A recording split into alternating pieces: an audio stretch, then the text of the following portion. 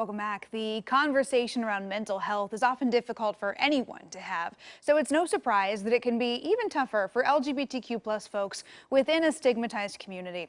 This Pride Month, we're shining a spotlight on mental health for the queer community and why it is so important to be a source of support.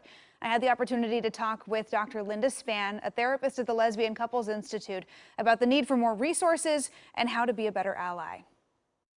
When it comes to mental health and being part of the LGBTQ community, does that inhibit individuals' access to care or treatment? Are there additional barriers there? I think sometimes there are some barriers that in the medical profession, in both the health side and the mental health side, sometimes there's not as much cultural competency when it comes to LGBTQ community. And we have found that sometimes people in this community are not prioritized in the same way that heteronormative folks are. Mm-hmm. And I guess on top of that, just being in a society where that can be stigmatized, what kind of additional mental health pressures does this put on someone who identifies as a member of the community?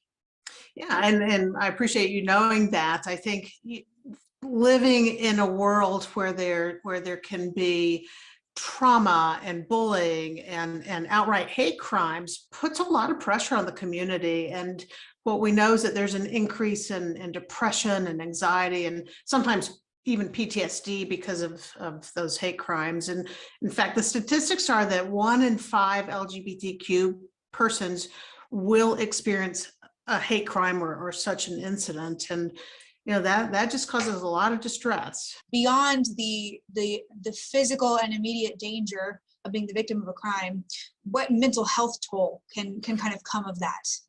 Yeah, and a lot of PTSD, post-traumatic stress symptoms can occur, which it can include insomnia, nightmares, just a living with a lot of anxiety, a desire to isolate. So in particular for LGBTQ youth, we're finding that there's a spike proportionally in suicide rates and suicidal ideation, largely because of that feeling of danger and also the sense of I don't belong. We have come quite a ways as a society, both in terms of LGBTQ plus rights and then also in terms of the conversation on mental health. But why is it so important to focus particularly on this intersection and mental health for the LGBTQ community?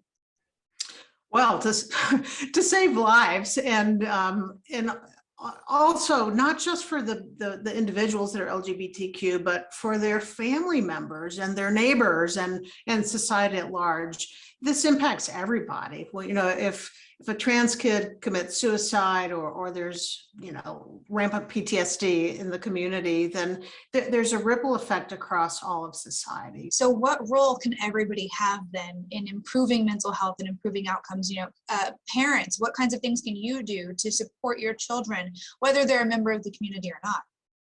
Yes, and I think we all have the responsibility to destigmatize mental health help, first of all, not just for this community, but for everybody. There's still some stigma in our society about getting mental health. So let's work hard to destigmatize that, accept it as a wonderful gift to all humans that we can access really good counseling and therapy and mental health.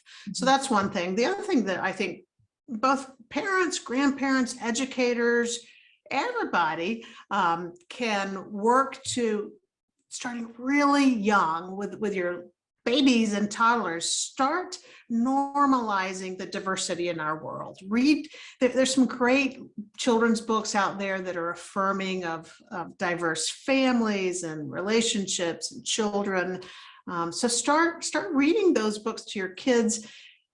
This is a great month to take them to some Pride events. Take your children and grandparents out to Pride so that they can experience the fun and the resilience and just the community of love and creativity that's out there. What actions can people take beyond Pride Month? Because I know that's something that we talk about sometimes is everything has a rainbow on it for the month of June, and there's 11 other months of the year. So what can people continue to do to support this cause year round?